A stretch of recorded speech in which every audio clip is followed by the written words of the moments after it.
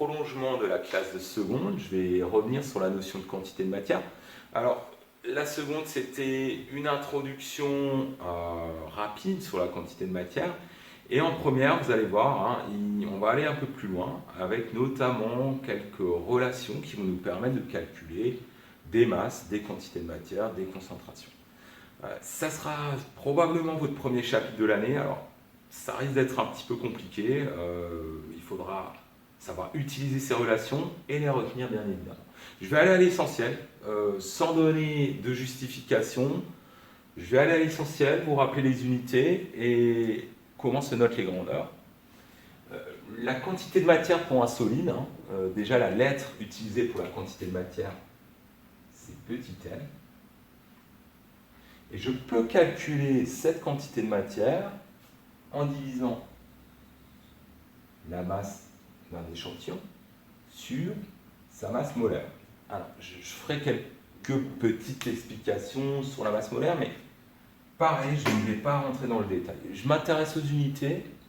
Donc là, j'ai mes grandeurs. Hein. Quantité de matière, masse, masse molaire. L'unité de ma quantité de matière, c'est la mol, symbole mol, point.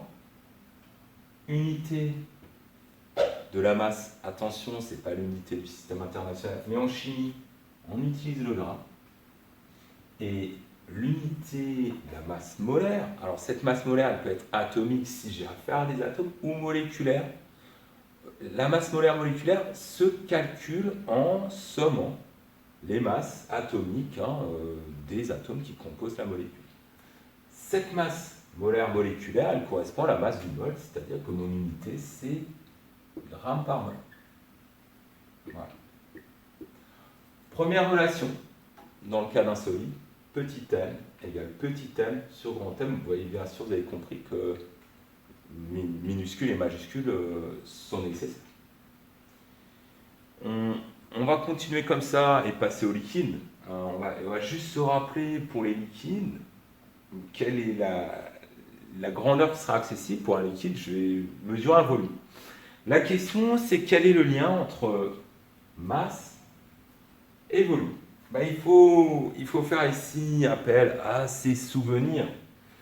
Souvenirs de la classe de seconde où on définit ici donc, la masse volumique. C'est la masse d'un liquide sur son volume. Je peux en tirer ici de cette masse volumique un ρ égale m sur v. Je peux en déduire que petit m est égal à ρ fois v. Alors pour avoir le lien entre ici donc quantité de matière, masse molaire pour le solide, c'est OK. Pour un liquide, j'ai maintenant un lien entre petit m, ρ et v. Il me suffit de remplacer dans cette expression petit m par ρ fois v et je me retrouve finalement avec ma quantité de matière petit m qui est égale donc, à ρ fois v divisé par grand M. Pour mes unités, volume additionnellement en litres. Du coup, pour ma masse volumique ici, des grammes par litre. Et ma masse molaire, ça ne change pas bien évidemment, des grammes par mol. Et bien évidemment, pour ma quantité de matière, toujours des mols.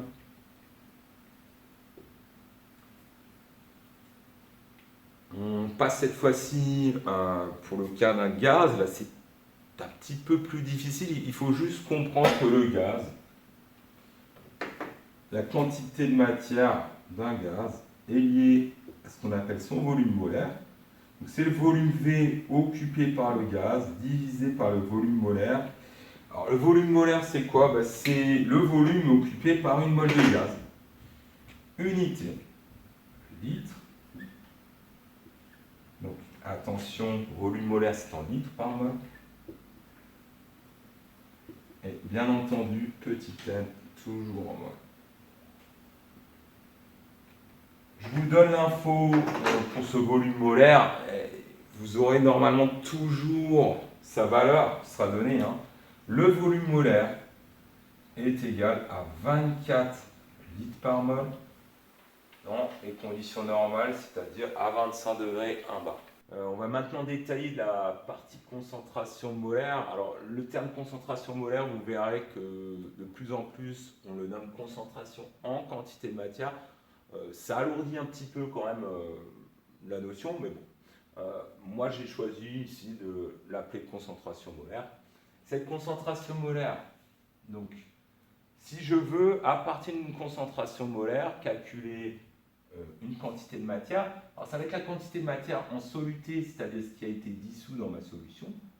N soluté, c'est égal donc, à la concentration donc, en soluté multiplié par le volume de la solution.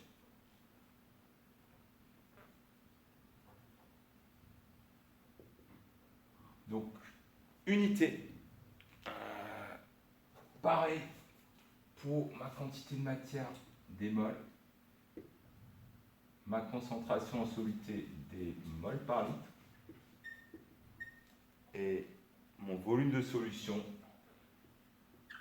des litres. Voilà pour cette concentration molaire ou concentration en quantité de matière. Et je passe sur la dernière notion qui a été déjà vue en seconde aussi, c'est la concentration massique. Concentration massique, si je veux cette fois-ci calculer une masse ici de soluté, c'est égal à la concentration massique en soluté, je vais nommer Cm soluté, multiplié par le volume de solution. Les unités, il faut faire attention ici parce que j'ai affaire à une masse cette fois-ci, donc je suis en grammes.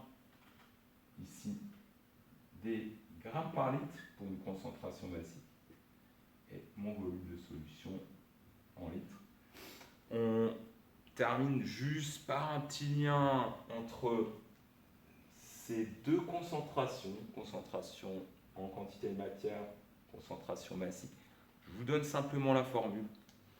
Donc ici, C fois grand M, ou on va le noter de cette manière-là, plutôt concentration ici, massique de soluté, c'est égal à ma concentration en soluté